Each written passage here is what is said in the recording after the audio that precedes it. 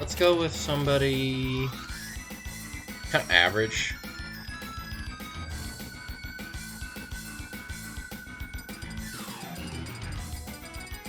I think Marcina for some reason.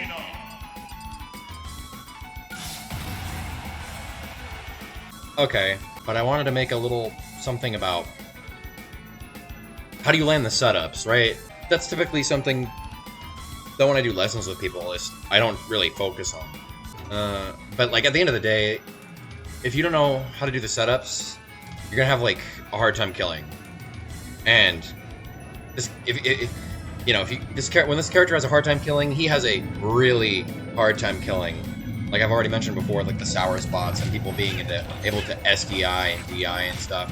So if you don't know how to confirm off of stuff and when to go for the setups, then you're gonna have a really hard time.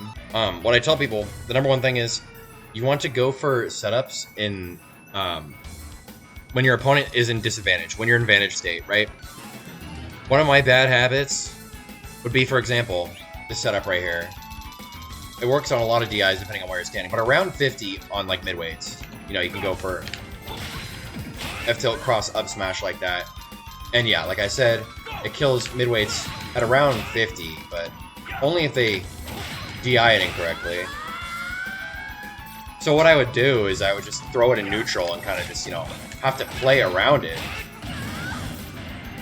But that doesn't work. Especially if your opponent knows that setup exists, they're going to do everything they can to avoid it. Usually what happens is when you throw this, they'll run away and shield. And if you decide to be aggressive and go up to them and grab them, or go up to them and shield them, you actually risk losing neutral. And you start tunnel visioning, making you really predictable. So, I mean, if I throw this in the air at 50, my opponent knows I want that particular setup, and I'm gonna go for it, And it just makes you really linear, really predictable, and like, it doesn't work. You want to go for it when your opponent's options are limited, and when your opponent's options are limited, instead of having like a 1 in 10 chance of landing the setup, maybe you have like a 1 in 3 chance of landing the setup. What is the meaning of what? Tunnel visioning? I'm just saying I'm like solely focused on hitting them into the cross, that I'm going to try and be aggressive like that. Oh no, I'm not saying the use of drop cross in general. That's actually really good for taking stage control, because most people, like I said, what they'll do is they'll back away. I'm talking about going for the setup and actually trying to kill. Let's just say you hit your opponent off stage, and you read that they're going to try and jump on stage over the ledge. Like this. Okay, she's not doing it for some reason. Usually they do that.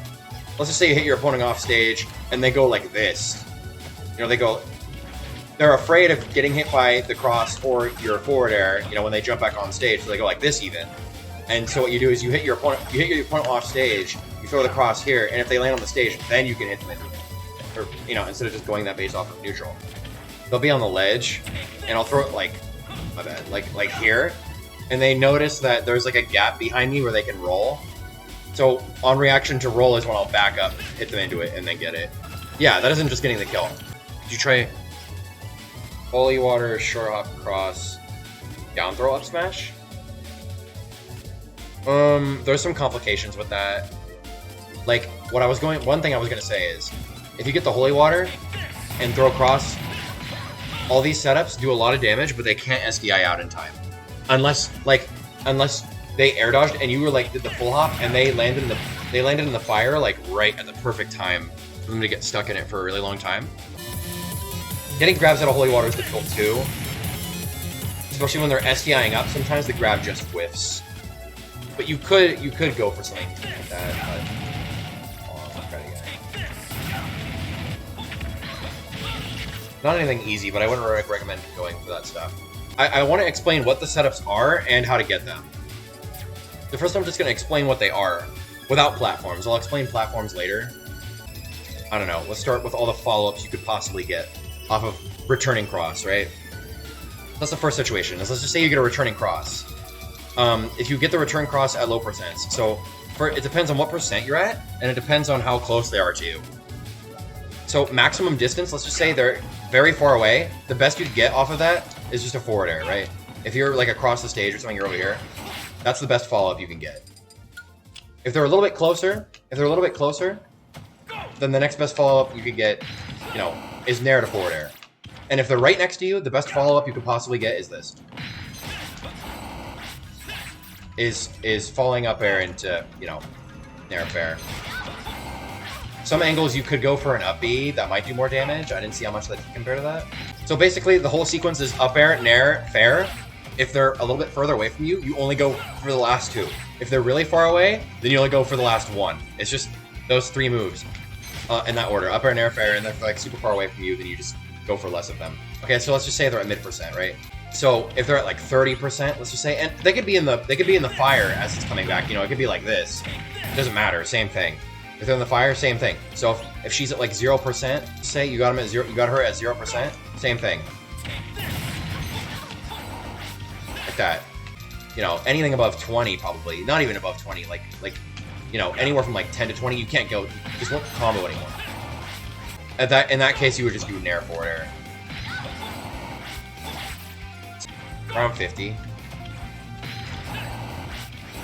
This doesn't start working. This doesn't work anymore. So around mid%, like 50, there's a few things you can go for. If it's a light character, you could try to go for up smash. But reminder, the cross is DI-able, so if I turn on their shuffling, if I turn on CPU shuffling to a little, and they hold away from me, this combo, you have to position yourself to read their DI. See, look, she went straight up. She DI'd to the right, and that confirm actually doesn't work if you do that. So sometimes it's not worth going for the up smash if you know they're going to DI it incorrectly. It's better to get really close to them and just make sure that you hit them with the stem, unless you really want the kill. But the safest confirm at mid% is falling up air into up B. This does how much? That wasn't true. You have to be really quick with it. 27. As compared to this, that does how much? Probably more, 32. But if they're holding away, that won't work anymore. So, honestly, up B does 16%. Up air does a little bit less than that. So if you had to choose between up airs or up B, I'd probably go for up air. That's 30%. But honestly depends on like the timing. If you're able to get both, that's still a lot of damage.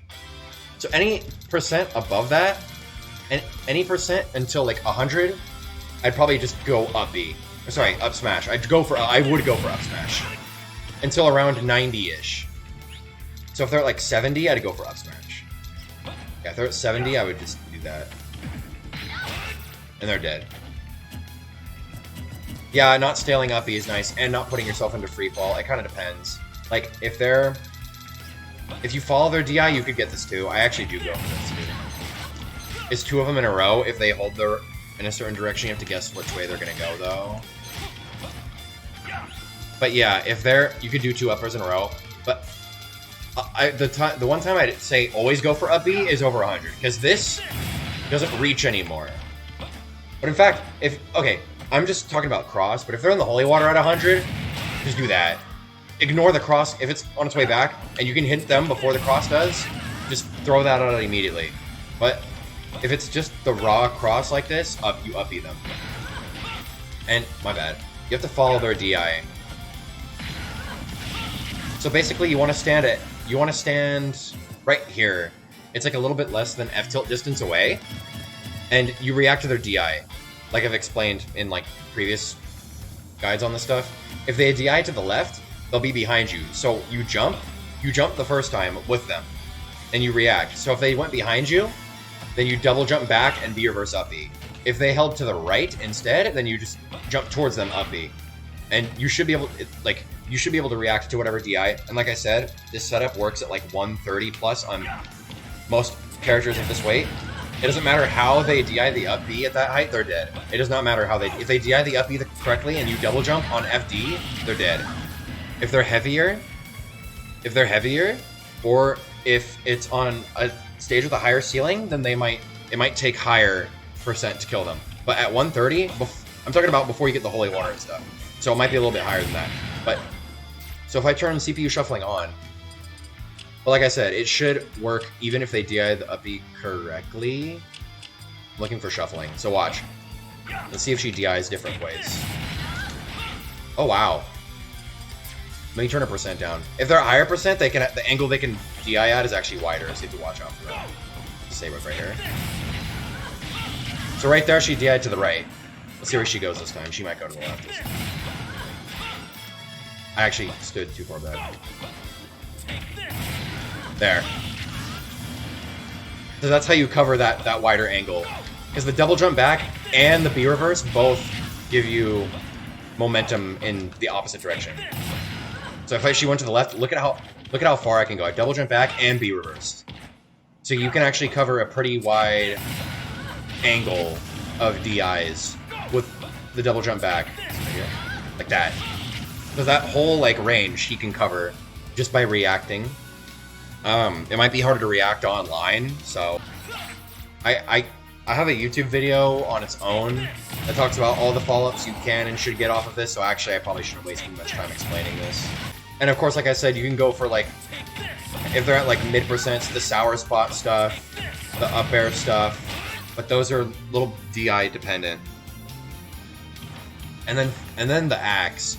So following up on the axe off stage, there's a few things you can go for, and I also included this. I did mention this in a ledge trapping video earlier, so I'm not going to talk about that much either. But of course, if you hit them with axe, it'll pop them up. Hitting them with the forward air off stage kills surprisingly early. Like if she's at like 90, she'll die to that. If they're very low, if you hit them with the axe super low, then you can follow up with a forward smash. If they DI away, they might actually be able to avoid it. Really solid follow up if they're at the right height. You know, maybe like that. If you like adjusted for that, but anyways, that's that. So enough of actually what you're supposed to do when you land a projectile. Now I want to talk about how to get them into it. So obviously there's the ledge trapping. That's its whole other thing. But outside of ledge trapping, there's a few ways you can do it. One of them is tech chasing. I'm not able to control both. I'm not very good at controlling both controls at the same time, so I'm just gonna have to explain it. One privilege this character has is the fact that his F tilt can send the opponent into tech chase at any percent. Any percent. Unless it's like Jigglypuff or a really light and floaty character. So if you get that straight hit from back air, F tilt, etc., they're put in tech chase, right? And so she could either tech in place, tech roll away, or tech roll in. So first of all, the most deadly is tech roll in. What you want to do 9 times out of 10 when you get this tech chase is throw the cross.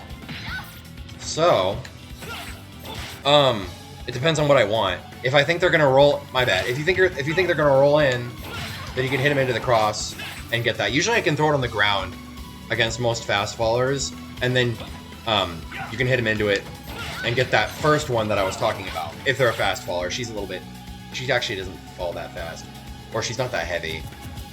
Maybe I should have chosen a different character, but anyways. But usually people aren't gonna roll in on you like that. So like my default option is to just throw it the long way, because I believe that catches the other two options. It definitely catches tech roll away, in which case you might be able to actually go over there and still follow up off of it, or at least force an air dodge. That's like the first situation. If you make a really hard read that they'll roll in, you can go like this, but I wouldn't really recommend that.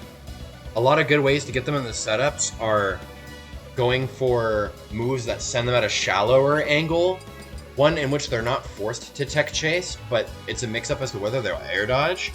Any move that sends at this angle here, where's the trajectory guide? Right here, at least at that percent, they're going to be afraid of getting hit by this. So what sometimes people will do is they'll either throw out an aerial or they'll air dodge. That's the perfect time to go for one of these. So if they air dodge out of your down throw, you can pretty much just throw the holy water. Be careful if they read that though. They can jump and hit you. Casino was not the best pick for this. I digress. If you want to play it safer, I mean, of course, like I said, you could just go for the forward throw. The forward throw is going to do, what, 9% on its own and another 10% for the forward air. But if you read that they're air dodge, then you get another, like, 30-40% on top of that. So, if If you want to play it safe, though, you can do this, and it'll cover more options, and if you guess right, it'll also get you more damage. Oh yeah, Hazmat, your new video was super funny. I didn't really mention the first hit across, but all you can get off that is forward air, so it's not really that important. So, they can air dodge out of the down throw. Another move that they can air dodge out of is the Nair itself. If they're afraid of getting hit by forward air, they might air dodge, which in that case, you can just go like that and go for... You could try and hope that they won't SDI, but be careful about that. If you get a Nair, instead of going for a back air, like I said, you can just hope that they'll air dodge and then get a setup out of that. I would only really recommend doing that if the fair won't send them off stage. So let's just say you got this from the other side of the stage. Well, she DI'd. But basically anything that's going to send them at that angle where they're afraid of getting forward air. So down throw, and Nair are both really good at that. Those are the only other ones I could really think of. All the other setups are going to come from the ledge and catching landings. So let me explain something.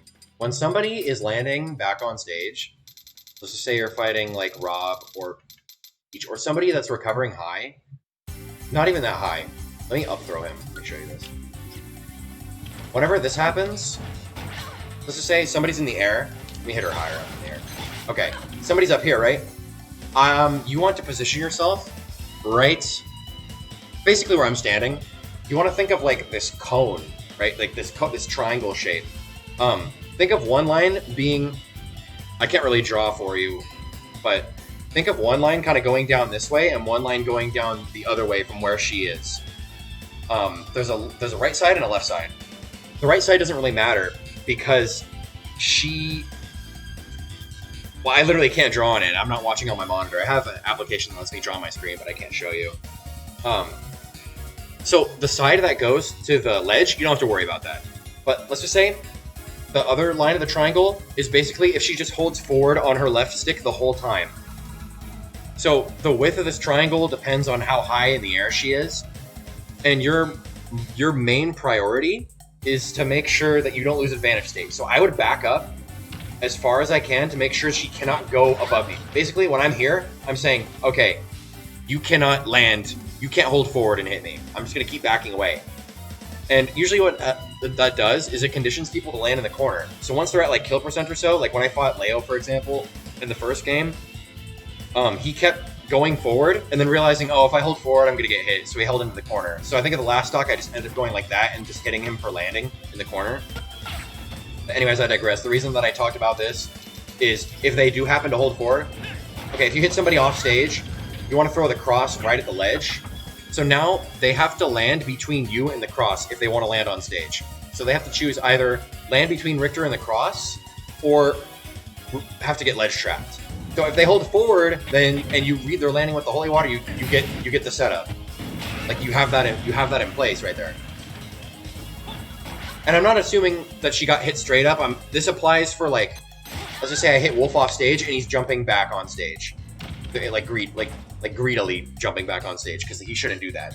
Because I mean, honestly, a good punish you could do is just if he jumps, you just swat him out of the air. But if you really wanted a good punish, you could go like this. You don't belong in this. Back up, wait for him to land there, and then hit him into the cross and get more damage off of it. So that's like an optimal punish you could do. But I mean, this CPU doesn't jump over the ledge like some players do. She goes straight to the ledge. Oh, there you go. But see, if she went over the ledge, you put the cross right there, just in case she does land there. If they're gonna land before, let's just say they landed too quickly and you weren't able to hit them with the cross. You want to see how people deal with it. Usually they shield, so you can grab them because they're afraid of getting hit by the cross. Then in that case, you just grab them out of it. If you're really greedy, then like I said, you can throw it right here, catch their landing. Oops, my bad. Catch their landing and get more damage off it than you normally would. Axe is pretty good for frame trapping too. Like if they're super high in the air, only if they're super high in the air, you can throw Axe to where it'll catch them and force them to either they have to hit the Axe with a move or their air dodge. And both of those you can just wait for them to do it and then hit them after their lag. So with platforms, this layout, which includes small battlefield, PS2, You can kind of do it on Smashville too. But as soon as you hit somebody off stage like this, you want to throw this here and then place this here. Basically every time. You want to kind of mix that up. You want to put the cross at ledge, and in case they go high like that, you cover their landing on the platform with this. And you typically want to go like that. You don't want to land on the platform with it. And then you use yourself to cover whatever remaining options they have. So let's just say, you know, she goes over, then you go like this, or it's anti-air them catch their landing. Basically, the cross denies landing here and landing here. But sometimes they'll time their landing so they actually do land here. So in that case, you know, you can kind of fake them out and then make a hard read that they'll land there. Or for example, you know, you go like this, you condition them in your advantage state. This is mostly advantage state with these setups, is when you want to go for them. You want to, most of the time, 90% of the projectiles you throw should be in advantage state, not neutral, especially the holy water and the axe. So I'm conditioning them over and over and over to not land on the platform. So typically what people will do is they'll remain in the air until the cross goes away and then land here. So then the next time I'll fake them out, act like I'm going to go for the platform and do this instead. And it'll catch their landing in the corner and you can follow up like that. And then like I explained earlier in, another video I made, down throw and nair also lead into tech chase on the platform, which you go for that. And you can get follow-ups out of it like that. I wouldn't really recommend doing cross and holy water on the platform, but if you make a really hard read, then you can just, you know, put both of them there, and then you have a reverse cross setup, but I wouldn't really recommend that. Especially on this stage, if you get an up B, the first thing you should do is throw the cross right here and say you can't land here, and then cover the corner. But if you're on PS2 or Small Battlefield and you get one of these and they're not ready for it, you can actually... I've been getting the setup offline. It's like totally real. The up B's so high it kills at like ridiculously early percents. Like I've gotten it on like 40. Somebody at 40 before they fell into the fire and then they died to it. Is right here. You throw the cross, down air them and do it. And because they hold away on your down air, most people hold away. If they DI the down air correctly, the cross will bounce them up to you.